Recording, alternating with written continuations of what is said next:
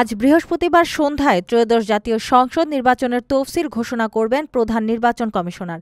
Bangladesh television ও বাংলাদেশ বেতারে একযোগে সম্প্রচার হবে। গতকালই রেকর্ড করা ভাষণে সিইসি এএমএম নাসির উদ্দিন তফসিল ঘোষণার প্রক্রিয়া শেষ করেছেন। নির্বাচন কমিশন জানিয়েছে, ভোট গ্রহণ আগামী বছরের ফেব্রুয়ারির প্রথমার্ধে হতে পারে। বিশেষভাবে 12 ফেব্রুয়ারি ভোটের জন্য সম্ভাব্য দিন হিসেবে বিবেচনা করা হচ্ছে।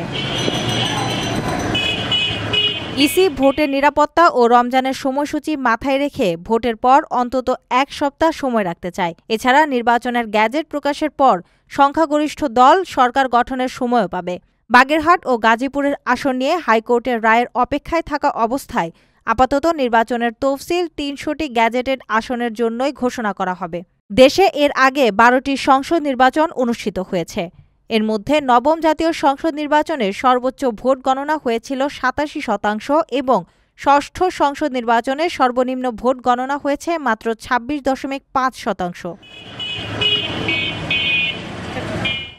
প্রবাসীদের জন্য নির্মাণ হচ্ছে দেশের প্রথম স্মার্ট সিটি, যেখানে থাকছে স্কুল, মসজিদ, হাসপাতাল, সুইমিং পুল, হেলিপ্যাড, জিম, পাঠাগার, সুপারমার্কেট, শিশু পার্ক সহ সকল নাগরিক সুবিধা।